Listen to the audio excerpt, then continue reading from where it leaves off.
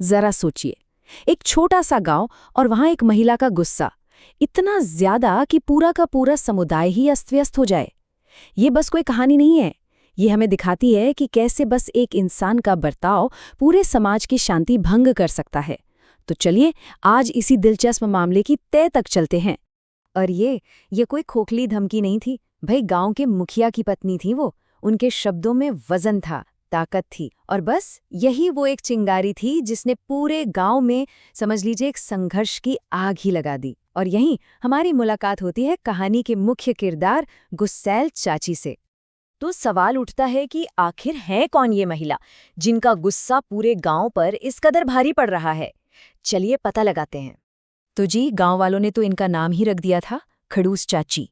जैसा कि हमने बताया, ये गांव के मुखिया की पत्नी है, और सच पूछिए तो इनका गुस्सा पूरे गांव के लिए एक बहुत बड़ी मुसीबत बन चुका था। मतलब छोटी छोटी बात पर भड़क जाना, किसी को भी कहीं भी बेइज्जत कर देना, ये तो जैसे इनकी आदत ही बन गई थी। देखिए, चाची का गुस्सा कोई एकाध दिन की बात नहीं थी। नहीं, ये एक खतरनाक पैटर्न बन चुका था। एक के बाद एक गांव के लोग उनके गुस्से का शिकार बनते जा रहे थे। और यकीन मानिए, ये तो बस शुरुआत थी। और निशाना कौन बन रहा था? कोई और नहीं बल्कि गांव के सबसे मेहनती, सबसे सीधे साधे लोग। दूध वाला, सब्जी वाला, कुम्हार। मतलब वो लोग जिनकी पूरी रोजी रोटी ही उस गांव पर टिकी थी। और चाची का गुस्सा, वो सीधा सीधा उनकी आजीविका पर हमला था। तो सबसे पहली घटना हुई दूध वाले किशोर के साथ।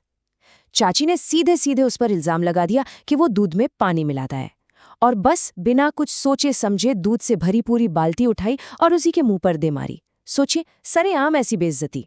अच्छा, इसके बाद नंबर आया कपड़े के व्यापारी का, और उसकी गलती बस इतनी कि उसने एक नई साड़ी पहले किसी और ग्राहक को दिखा दी।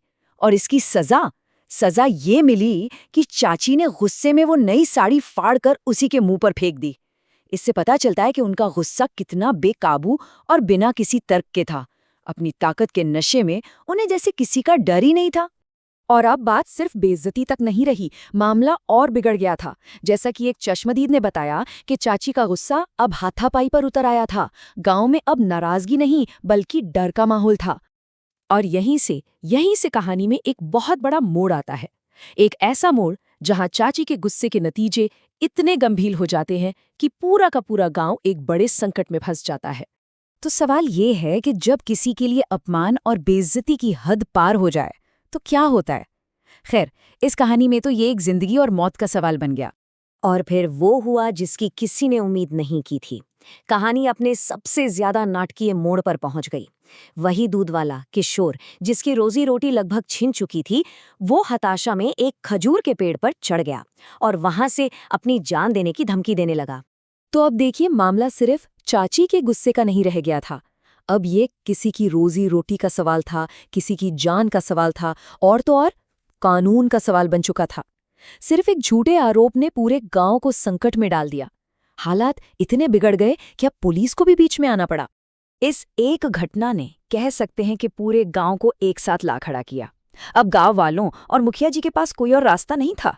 इस अनहोनी को रोकने के लिए उन्हें बीच में आना ही पड़ा। और यहीं से एक आखिरी टकराव की नौबत आ गई।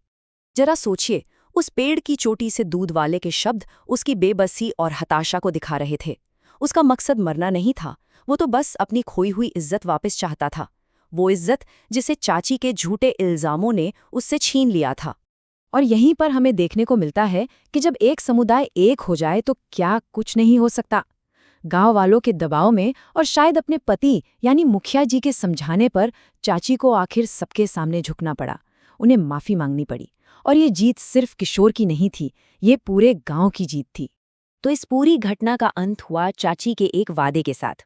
उन्होंने वादा किया कि वो आगे से अपने गुस्से पर काबू रखेंगी और किसी को भी बेवजह परेशान नहीं करेंगी। ठीक है, तो कहानी का अंत तो हो गया, पर इसका असली सबक क्या है? मतलब इस पूरे मामले से हमें क्या सीख मिलती है? चलिए अब जरा इस पर बात करते हैं। अगर गहराई से देखें तो ये लड़ाई ना दूध की थी, ना कपड़ों की। ये लड़ाई थी सम्मान के अधिकार की। गांव वालों ने एक होकर ये साफ कर दिया कि चाहे कोई कुछ भी काम करता हो, उसकी हैसियत कुछ भी हो, हर इंसान सम्मान का हकदार है। गांव के ही एक व्यक्ति ने क्या खूब बात कही जो इस कहानी का पूरा सार है कि भाई गलती पर सजा देना आपका हक हो सकता है, लेकिन बिना वजह किसी को बेइज्जत करना और उसकी रोजी रोटी छीन लेना ये बिल्कुल सही नहीं है। यही वो मुख्य संदेश है जो हमें यहाँ से मिलता है। और आखिर में ये कहानी हम सबके लिए एक सवाल छोड़कर जाती है।